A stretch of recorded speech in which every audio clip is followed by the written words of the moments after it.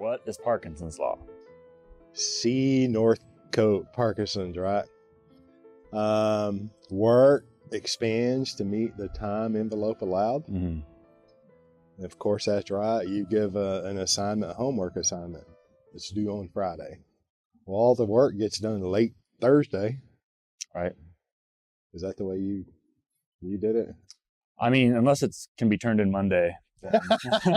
Yes, absolutely. That's the way I did it. A luxury once enjoyed becomes a necessity. And, I grew up around cars, right? So at one time, cars didn't come with air conditioning. I mean, even when I was growing up, most of them did. Mm-hmm. I was growing up through the changeover where, it was, okay. A long time ago. Yeah. It was a long time ago, but not that long. See, but cars didn't come without air conditioning. If you think about it today, you couldn't give one of those cars away if it didn't have air conditioning. You couldn't give it away unless you were in Canada. I mean, it ain't going to fly in Texas, California. No, absolutely not. And so, two, as an example, I rent cars from time to time. I rented a car probably 3 or 4 years ago, and it had a backup camera. Man, it's the greatest thing since sliced pie. Mm-hmm. Well, now you get in a car and it's like, where's the backup camera? Right. And then Nelson talks about, I've heard him mention a lot how, the seat warmers in a car. Well, now the seats come air conditioned. I mean, we get used to a lot of the luxuries in life. And then once a luxury once enjoyed, then it's a necessity. You got to have it. Yeah, you just put a little cream in your coffee, right? And then, okay. Expenses rise to meet income. That's Parkinson's law. And of course, that's not true. Expenses rise to exceed income. Mm-hmm. That's where a large part of America is at today. Yeah. And it's like, so you can kind of combine those two. As you make more money, as you become more profitable, you enjoy more luxuries, those become necessities, and that drives this upward demand of having to have those things that you used to consider luxuries. And then add to it the amount of capital, the amount of credit that you can go out and get from third parties. And it becomes very easy to rely on other people's money in order to enjoy things that are beyond your means. And so Nelson talked, if we apply it explicitly to banking and the movement of money, it becomes clear that, you have to confront this every day. You have to remember to keep what you're going to spend underneath what you're earning. That sort of discipline is the only way you're going to accumulate the funds necessary to build capital in the first place. Now, the infinite banking concept is nothing but the best way to build capital. And in order to do that, you do have to build capital. And that requires not consuming all of your income, not spending it on everything out there that is available.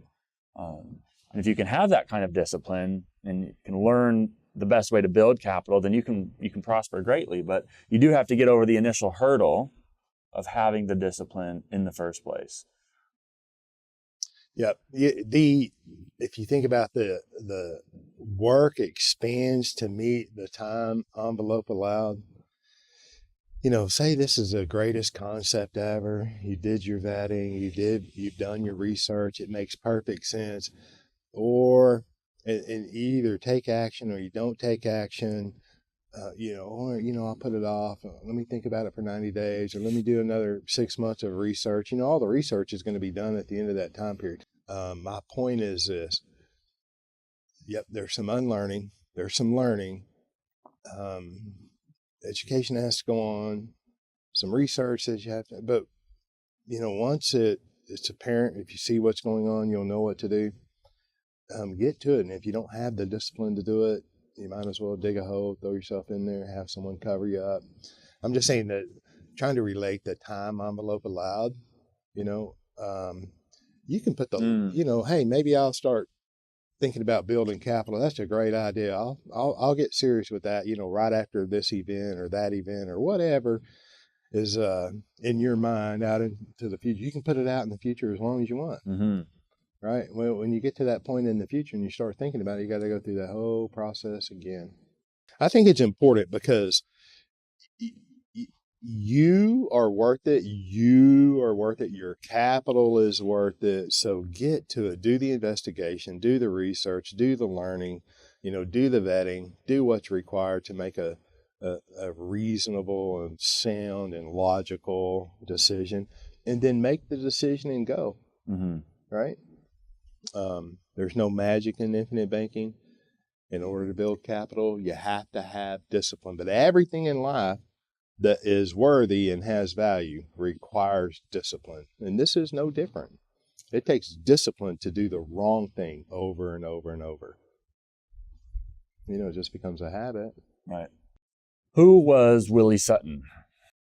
So Willie Sutton was a bank robber, historical and notorious bank robber.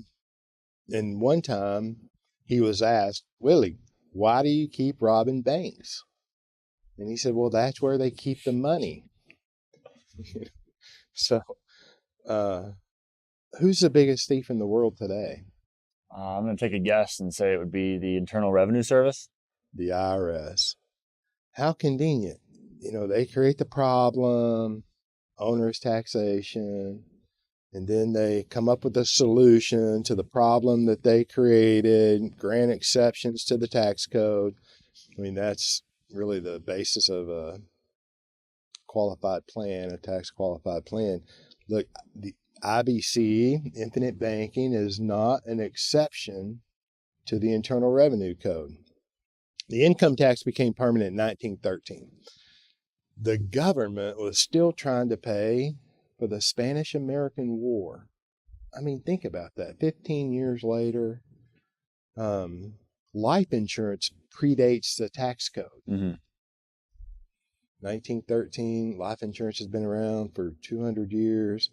So life insurance cannot be a tax scheme. It predates the tax code. Right.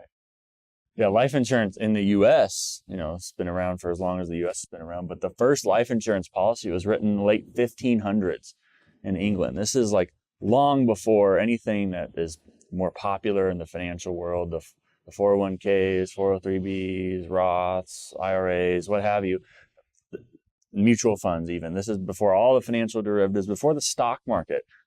People who are building capital want a place to put money that's safe, and they want security.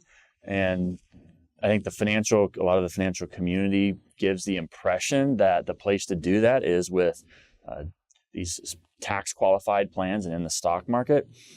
Really, the safest place to put money in one of the safest industries in the world is an industry that's been around for centuries, and that's the life insurance world. So, when we talk about Willie Sutton's law, it's important to realize that where most of the money is where people are going to go to take it. And there's a lot of money in tax qualified plans. And a lot of money, people see their balances in these tax qualified plans in the stock market rise and fall, and sometimes pretty dramatically. But in life insurance, it doesn't happen. People don't lose money inside of a whole life insurance policy. Right. Nelson points out that economic problems are best solved by people freely contracting with one another. Mm-hmm.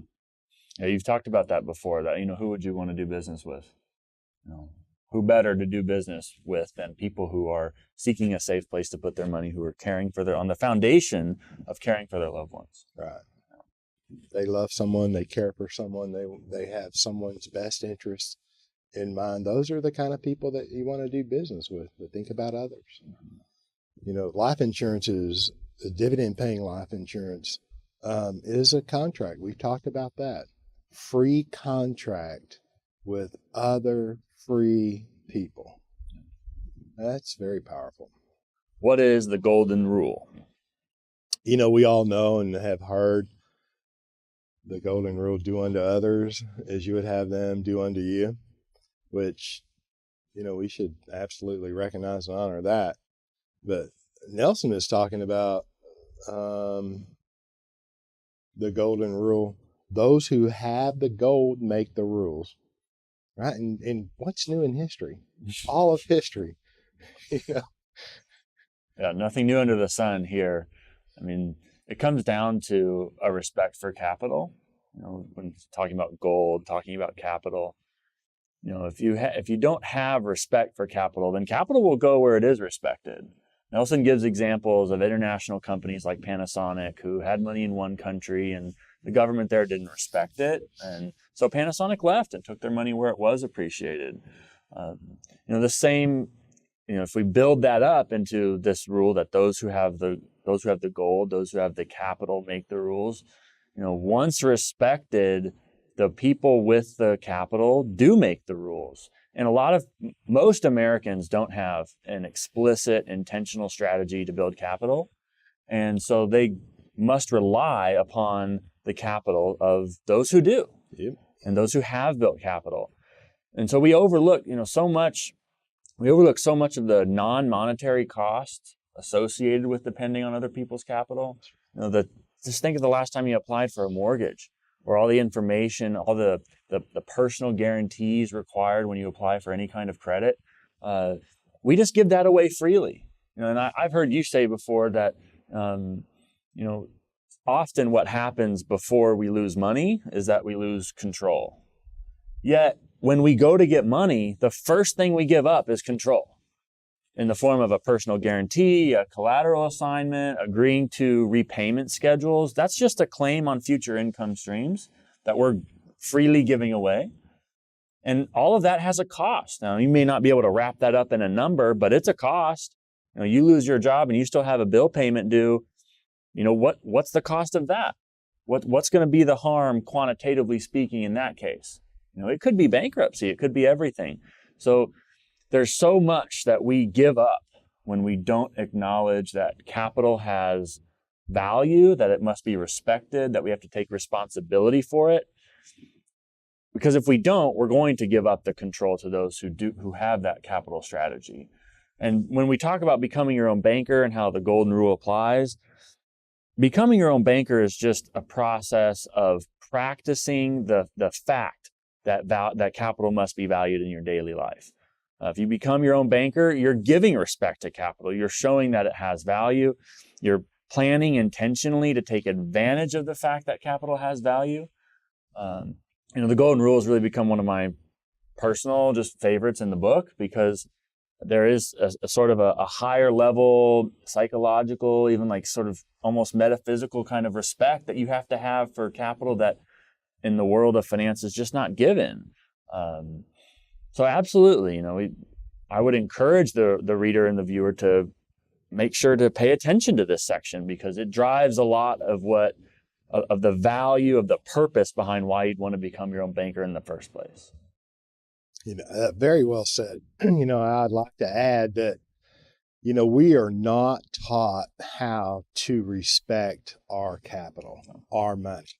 So if we don't have respect for our capital, then we're beholden to that third-party lender who does respect capital, and therefore they have the ability and the discipline to accumulate it. Mm-hmm. Then, therefore, they have the ability to control your access, right? So it's the characters in the play that we're going to talk about probably later. We don't even know who the characters in the play are. And the character that performs the banking function, they're going to perform the banking function. That character exists. And we're not able to do that fundamentally because we don't have respect for capital. We don't have a systematic, a logical, a clear path, system, method, or strategy to accumulate the capital where we actually can control it. Then we're going to be beholden to someone else. I mean, that's the golden rule, right? Those who have the gold make the rules. And when you mention the other values, how do you value the non-monetary attributes? And I love the real estate investor, right? They typically I've got access to capital at this rate, right?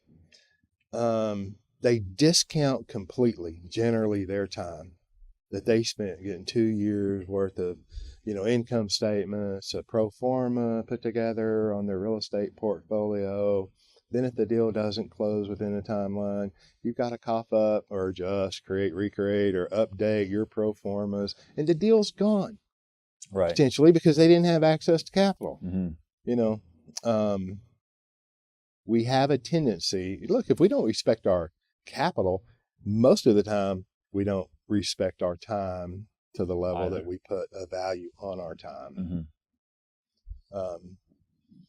You know, when you practice the infinite banking concept, you really do begin to respect your capital in a more formal way, because you can see the accumulation, and then with the accumulation of capital, the opportunities appear. I know we've talked about that, and we're going to talk about it again, but the golden rule is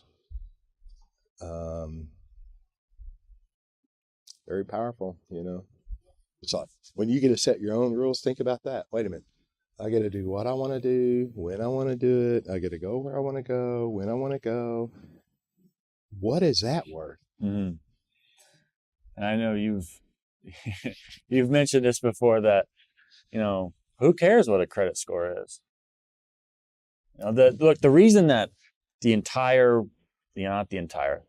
a broad majority of the general public is fixated on this idea of a good credit score is because they don't have control of their own capital. And we've become accustomed to a system where we have to go to a third-party lender in order to get the money we need to live our lives the way we want. And you know, the lenders, they're not interested in you. They're not interested in your character. They want efficiency. They want to know whether or not they need to make the particular lending decision or on to the next one. And so they have a nice formal system that allows them to do that. And here we are in the financial world, jostling among one another and comparing our credit scores. It's a little perverse, you know, that this is, you know, we've disabused ourselves of the responsibility of accumulating capital, and then we compete with one another to see who has best access to what we've already given up. Yeah. That's a little sad, and it's something that we can reverse, and it's something that is available to everybody in becoming their own banker. You know, you didn't say it, but I just envision dependency. Absolutely. You know, it's like I'm less dependent than you on the third party lender because my credit score's higher than yours. Or I'm going to pay less for my dependency than you're going to pay for your dependency because my credit score is higher. Comparing costs of dependency. That is very perverse. That would make a whole podcast. That's something to reverse. Yeah. What is the arrival syndrome? The arrival syndrome is that state of mind where you know that everything else that there is to know. And a lot of people have arrived. Some don't know it. Nelson says that this is one of the biggest impediments to improvement. And it does, especially in the world of finance and in life insurance in particular, many people feel that they've arrived. When someone knows all there is to know, you can't tell me anything. I have arrived. Mm-hmm. You know, I have found most people's understanding of life insurance is based on someone else's misconception. Everybody's had an uncle, a brother, a cousin that's sold life insurance. Yeah. I think the only license that I know of, that I can think of, that is easier to get than a life insurance license is an automobile driver's license. Right. When you walk into a room full of people, right, and you mention the word infinite banking concept or IBC, you are dang near the expert in the room. Yeah. Because no one else knows anything about it. Right. Unless they happen to have a life insurance license. And then they're the expert because they have a life insurance. I'm seriously. It's like, oh yeah, we can do that. Oh yeah. Or, oh, well, everybody knows you can borrow against cash value. There's no big deal. Blah, blah, blah. Mm-hmm. I think this has done, Nelson says, that this has done more limiting. This has been one of the greatest limitations to man's learning and understanding. Yeah. Is the arrival syndrome. Yeah. I already know. And like you said, most people know that you can borrow against cash values, and they know about whole life if they're a licensed agent. But that's really not enough. There is a whole other world beyond that. I mean, if you read the book, you'll see there's so much more to it. It's not just about the product. It really kind of goes back with the idea that the infinite banking concept is not just about money, finance, or even the policies, the whole life policies. There's so much more to it, and so much more that the agent should know, and so much more that the individual should know.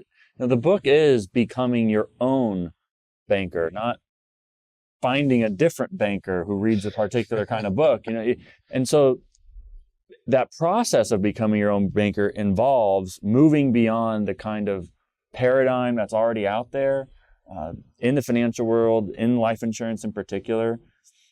And in order to do that, you've got to be willing to accept that this other paradigm does exist, that there is a different way of thinking about things. I mean, to the person who observes the financial markets, who does everything right, who listens to the mainstream conventional advice, and it still blows up in their face, this should be a relief. This should be a good thing. It's not the case that even if you check all the boxes that everybody says you should check, that things can still go wrong. That doesn't make sense. It shouldn't make sense. And for the individual who practices their own banker, it doesn't. And so there's a big opportunity here. It's not just a criticism. It's not just saying that people get stale in their thinking, which we all do, natural human condition. It's an opportunity. It's an opportunity to realize that there's possibility out there to make sense of finance in a way that the mainstream, conventional financial advisors, the industry would otherwise have it. Yeah, and that, no question, it's about the expansion of your thinking. When it comes to life insurance, it's getting past the idea of premium for death benefit. Absolutely. Nelson says that when they, I've heard him say that when they created life insurance, they misclassified it. It has more characteristics for banking than it does for life insurance. Mm-hmm. And that's really what, he has done in this book, is expand the thinking, just by observation, what's going on in the big wide world, in the business world, correctly classifying that, and then acting on it. How do you explain use it or lose it? Look, everything that we've been talking about, beating Parkinson's law, maintaining discipline, building capital, focusing on the volume instead of the rate, repaying loans at the market rate of interest. When it's applied to life insurance, you have to apply the knowledge. It's action, right? If you consider the law of use it or lose it. You tie your right hand behind your back for 6 months and then untie it in the 7th month. You tell me, are you going to be able to use your right hand? Not very well. No. If at all. And that's biblical too, the parable of the talents, mm-hmm. Right? If you buy high premium life insurance and you don't use it, you don't practice the infinite banking concept, you're just paying high premium life insurance. Now, if it's structured correctly and you're building capital, there's nothing wrong with that at all. Mm-hmm. But you'll wind up using it because opportunities will seek you out. They'll hunt you down. They'll track you down. They will appear. Yeah. I think there's a psychological piece to this too. The information in becoming your own banker, the brain is a muscle. It functions as a muscle. And if you acquire this new way of thinking and it's not put into action, then you will lose it. And,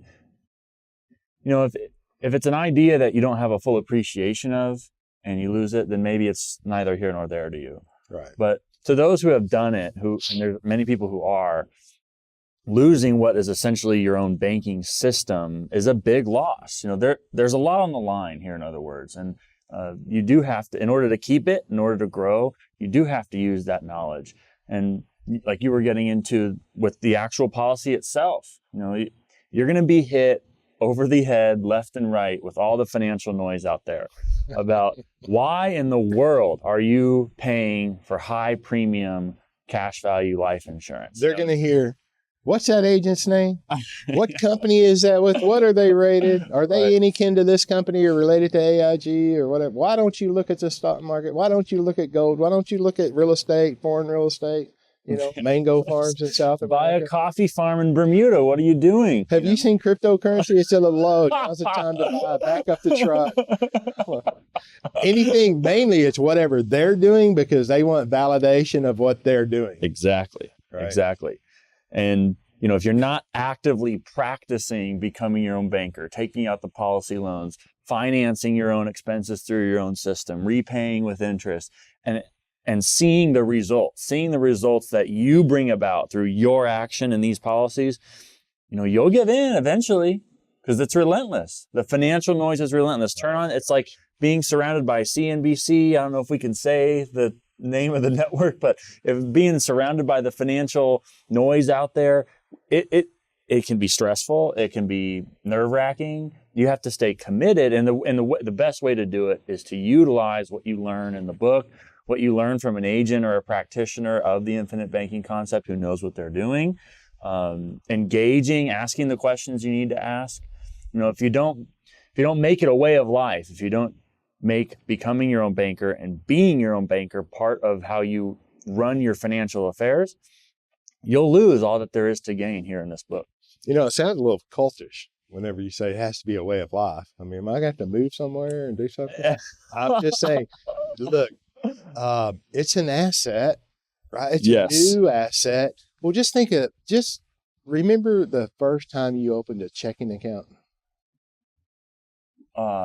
Yeah. And you're probably a paperless guy. I don't know. You're young. Absolutely. Did you learn how to run a ledger on a check register? I did. Right. Okay. But it's a new asset. You have to learn to manage it. Mm-hmm. Right. Once you learned how to manage it, it's not a big deal. It's like and I'm not saying an automobile is an asset. I mean, it is. It's just a depreciating asset with a liability. Okay. Whenever you got your first automobile, it's a new responsibility. Mm-hmm. There's a new respect. Didn't you have to learn how to put the gas in, check the oil, Absolutely. You do check your oil, right? I pay someone to do that. Yes. Okay. The oil's checked. I mean, it's a new asset. You just have to learn to manage the asset and then master the asset. Mastery comes from use. Absolutely. Absolutely. It is, just like I sometimes explain it to people like riding a bike. Mm-hmm. Most people have ridden a bike. Most people had no idea how to ride a bike before they actually knew. Yep. You can sit there and explain to someone how to ride a bike the best way all day, and none of that could matter, right? Straight over your head until you actually get on the bike and figure it out for yourself through practice, through use. Right. Yeah. Can you talk about the structure and the tax treatment of life insurance policies? I can. The actuaries, they look at the historical data of how many people died at what age, and they use that data and those statistics, and then they use a theoretical lifespan of 100 years mm-hmm. to price this product called life insurance. If I die early, I'm going to get a death benefit. How do they charge that premium, to get the pricing structure of mm-hmm. the product? And Nelson points out when the life insurance companies created this product and called it life insurance, they misclassified it because it has more in common with banking than it does with life insurance. But, mm-hmm. The actuaries are nothing but professional bean counters. Right? Mm-hmm. It's like they know exactly how many 50-year-old females are going to die next year. Yeah. How many 42-year-old males are going to die 3 years from now. Pardon the pun, they're deadly accurate. I mean, they are. They're extremely accurate. Yeah. But so you got to price the product, and that's really how they did it. The historical data, statistics, and put this thing together, but they just misclassified it Mm-hmm. because they focused on the death benefit, which is what they were pricing for. Mm-hmm. And Nelson gets into, given that structure, talks about the tax treatment. And of course, life insurance in general is mostly a tax-free sort of asset. That death benefit is the replacement of a loss, not income per se to the beneficiary. And so it's not taxed as income. But there is, time has gone on and, Congress will try to kill anything good. And sure enough, they did try it with dividend paying whole life. There are some restrictions. People will say, if you really explain the power of becoming your own banker and dividend paying whole life, they may ask, is this too good to be true? Like, really, is this legal? And yes, it absolutely is. In fact, in the software that's used to build these policies, there's IRS guidelines baked right in there. Like, they know. And in the 80s, there were some hearings on these policies. The transcripts are available online. The videos are available online. Pretty gruesome, and they're out there for anybody who wants to watch them. And so some restrictions were placed on these types of policies, but, dividend paying whole life is so good they couldn't kill it. And so even though there's some restrictions, you absolutely can still use dividend paying whole life to become your own banker. And you can do so according to the rules they lay out. What we want to avoid is violating what rules that do exist, and whatever our opinions about the IRS or Congress or whatever aside, we definitely don't want to violate those rules, and we don't have to. But if we did, then these policies that are life insurance policies would be they'd be called modified endowment contracts. And we don't want that. We can get technical about it, but basically what it means is that if a policy is identified as a modified endowment contract, then it becomes taxed like a tax qualified plan or an annuity would be. The buildup would be taxed. The tax treatment on loans would be on a first out basis. So the money that is taken from the policy first would be treated as taxable income. And we could go on, but the point is we can avoid all that. And we do. It's someone who knows what they're doing, a practitioner who understands infinite banking and understands these policies, can build one that is in accordance with, adheres to the IRS guidelines without violating them. All right. If life insurance was misclassified and has more characteristics for banking than life insurance, then the goal would be to put as much premium as possible into the policy, right? And maybe the least amount of death benefit. And so that creates an incredible capital machine when you do that. And so in the 80s, when you spoke about them, the IRS, or actually the Senate, held hearings in the 80s that tried to kill it, just like you said, but couldn't. I love that. But they did put limits, right? And the limits, there has to be a relationship between the death benefit, the cash value, and the premium. And if you cross these limits that they've laid out very clearly, then it is reclassified as a modified endowment contract, and it changes the tax treatment. It's not the end of the world, but if you're young, by all means, it's very easy to avoid a policy becoming a MEC. Once a policy becomes a MEC, it can never be unmEC'd. So if you can avoid it, you want to avoid it. And really, Congress was looking at life insurance, and they, in almost an accusatory way, saying, "Oh, this is a tax scheme. This is a tax dodge. You're taking advantage of a loophole in the tax law," which is ridiculous. Life insurance preceded the tax code. It can't be a tax scheme. And it wasn't even really happening. People weren't, which is a common story or noise that you hear. Oh, well, people were abusing life insurance. Not true. And I think if you read the transcripts or watch and listen to the hearings, I think the viewer, the listener would probably agree that the attack on life insurance was not because it was a tax loophole. It was because of, multi-level marketing term providers like A.L. Williams in collusion with the senators that sat on the committees and chaired the committees. But that's my opinion that should be set aside.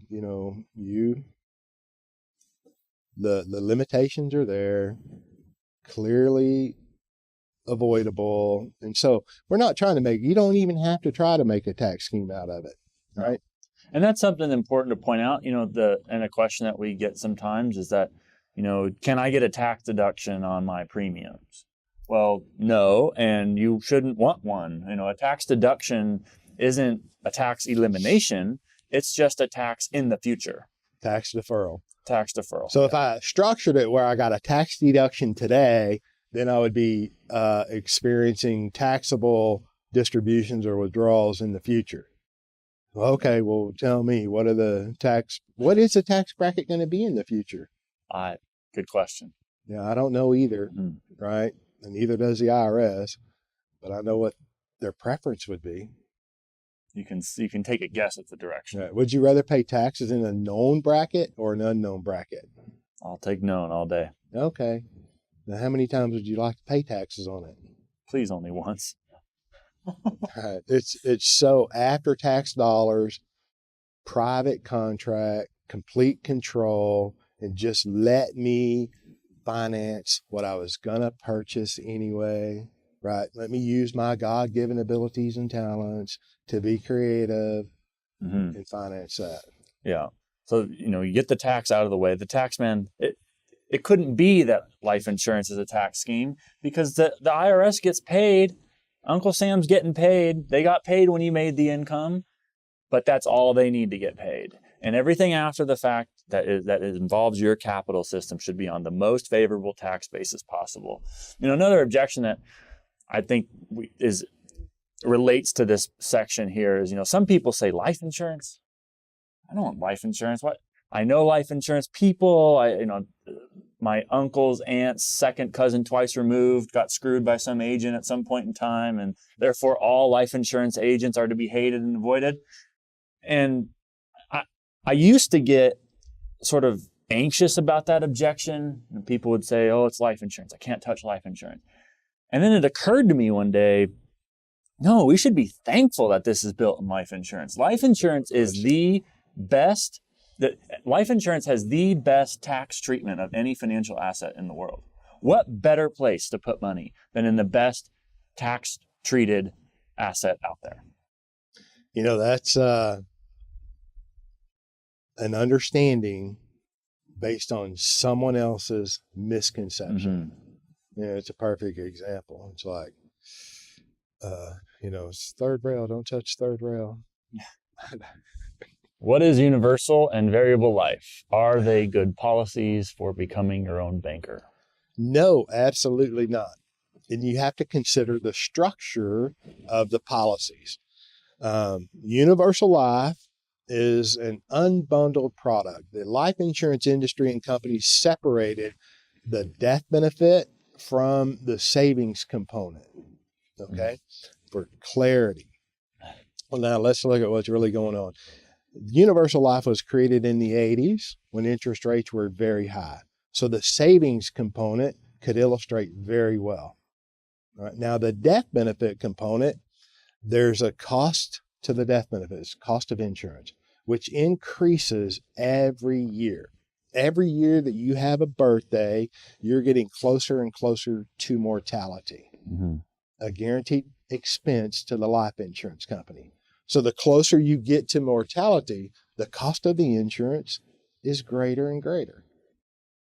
Right. Okay. Well, what have interest rates done since the 80s? Went south. They went south. So now that segregated savings component doesn't look as good, doesn't illustrate as well. Right. Well, the cost of the insurance keeps going up. Okay. Those policies have all but imploded. Here we are in 2018. And if you've been in the life insurance industry, you know that. If you've been an owner of Universal Life, you've experienced that. So what happens in the 90s? Okay, interest rates have come down in the 80s. Well, the markets are going like gangbusters in the 90s, right? Except for a couple of years. So the life insurance companies replaced that savings component with the variable universal life product. They came out with that. All they did was change the savings component from a savings vehicle or an interest earning account with essentially mini mutual funds or sub accounts within the variable universal life insurance policy. I mean, you can have a long-term growth stock mutual fund, fixed, balanced, blended account, sub accounts, right? And that variable universal life product is an investment product. Okay. All right. Well, the cost of the insurance continues to go up. The market values, the account values go up and down, right? Well, what is the market going to be whenever you die? Good. That's a really good question. Yeah, you don't even know when you're going to die, do you? Nope. Neither do the actuaries. That's really God's business, not even any of your business. Okay. The markets, are the markets. They're going to go up and down. But there's a cost to the sub-accounts, and there's an internal increasing cost of the insurance that continues to go up. Those policies cannibalize themselves too over time, because if the market rate of return that is credited to the policy owner doesn't outperform the increasing cost of the insurance, that policy is going to cannibalize. Yeah. So the policy owner is going to have to pay a higher premium, or potentially they'll have the opportunity to lower their death benefit because the cost, right? Okay. Well, strike one, the insurance companies got it wrong in the 80s with universal life. They got it wrong again in the 90s with variable universal life. And now here we are in 2018. They've got it wrong again. Strike three with the equity indexed universal life policies. Right? Most of them have dropped the E, and now they just call it indexed universal life. So without being too technical, the money's not actually in the market. It's not an investment. It's still a fixed product, but they use indices, right? And then the salesman typically says something like, well, but you can't lose money. Right. Okay. Well, yes, that's true. You can't lose money in the index, because if the index goes zero or past zero, then there's just no interest credited on that savings component. Okay. Well, that implies that these indices are going to go up forever, or in a linear fashion anyway, right? In which they don't. Okay. And then too, there's not only a floor of zero, there's a cap on what can be credited. And then they have caps and spreads, so the cap may be 10, 11, or 12, or 14, whatever it is. And the spread may be, well, the insurance company is not crediting the policy owner for the first 5% return of the index, but they get credited the next 5%. All of which, the caps and the spreads, are contractually retained by the insurance company. The cap and the spread amounts, the insurance companies can raise or lower the caps. They can raise or lower the spreads. Okay. Yeah. The cost of the insurance continues to go up. All right. And then it hits that vertical curve in the late 60s and the 70s, unless those indices have outperformed and compensated for the increasing cost of the insurance, those policies will cannibalize as well. Okay. So universal life violates the very essence of insurance. With insurance, I'm paying a premium to offset a risk to the insurance company. With universal life, the policy owner retains the risk of the death benefit being in force at natural mortality. They're flawed by design. You cannot correct the design. Yeah. When I talk to people about these policies, the whole point of becoming your own banker is to build capital that's under your control and secure. That's the whole point at the end of the day. And you're going to manage your cash flow through it. You'll finance the things you're going to finance otherwise anyway. But the initial starting point is that you want the cash value to be secure. Well, as soon as you unbundle it and add the fancy names, universal, variable universal, equity index universal, index universal. We know we can paper people over with terminology all day, but at the end of the day, what you're doing is exposing your cash value to loss. That's all you're doing. To the risk of loss. That's right. It defeats the entire purpose. And you can guess all day about interest rates. We can assume great ones in the 80s. We can say things will get better than they are now in later years. And who knows? Like you say, nobody has any. We don't have control over the markets. The insurance company doesn't have control over markets. Interest rates included. So. Yeah, but what we do know will happen is that there will be a rising cost of insurance. That you can be sure of, and just like you said, the later you get in life, the higher that marginal increase in cost becomes. So why risk it? If it it's important to point out too, and we talked about how life insurance predates the tax code, predates a lot of the financial industry. It certainly predates universal and variable life.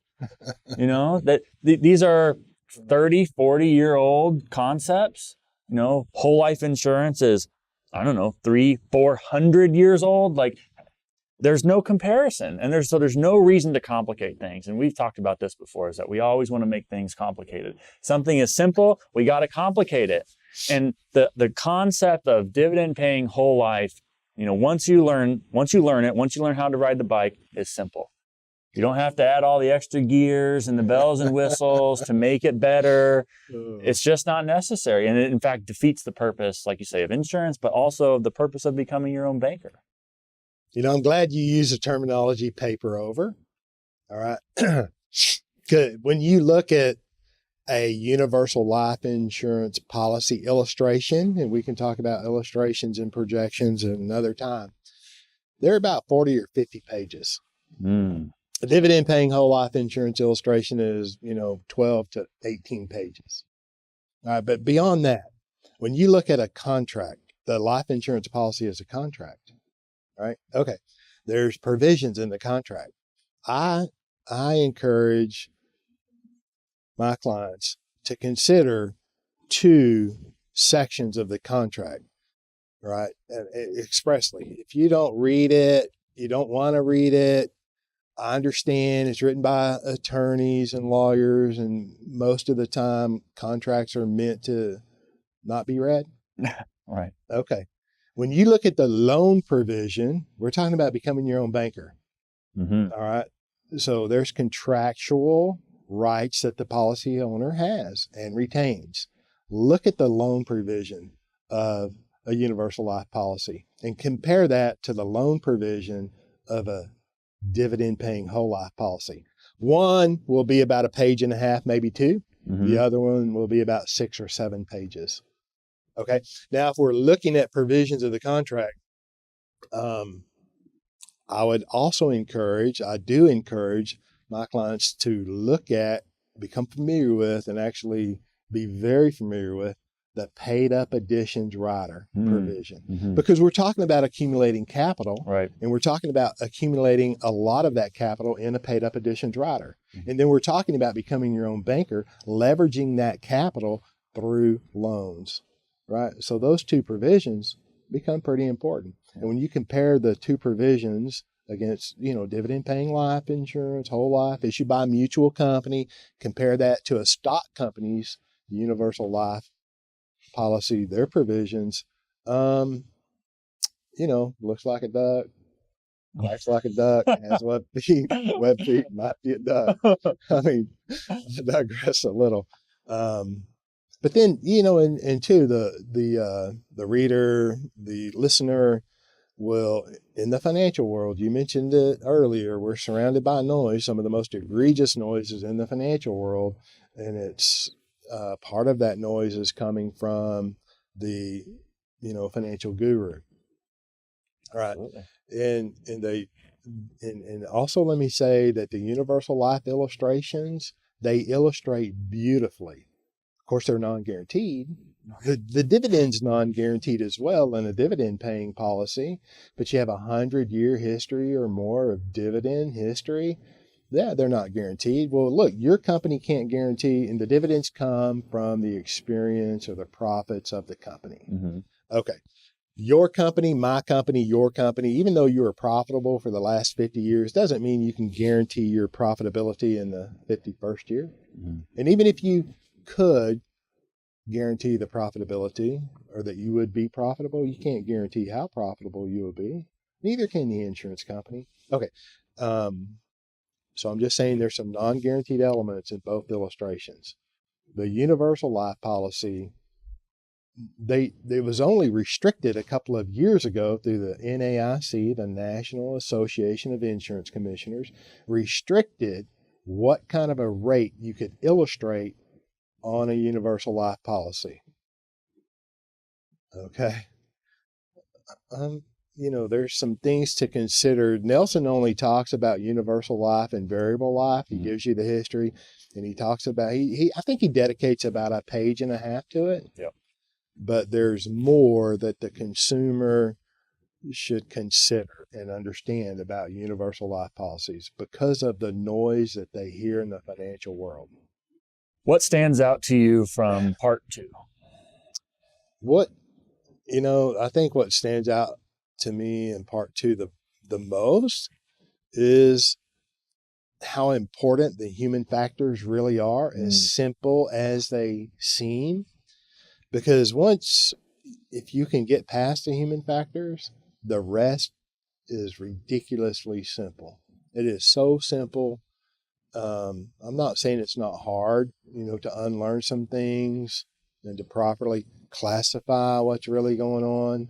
There might be a challenge or two there, but the infinite banking concept is ridiculously simple. All you need is a well-run mutual company, a properly structured dividend-paying whole life insurance policy issued by one of those well-run mutual companies. And then you just need to learn how to use it to perform that banking function in your life as it relates to your needs. And learning is very, very easy. You'll get that through application, right? Through the use of it. Go finance your first car, credit card, set up the loan repayment, take the loan, set up the loan repayment, direct the money to the PUA, the market rate of interest. It is very simple.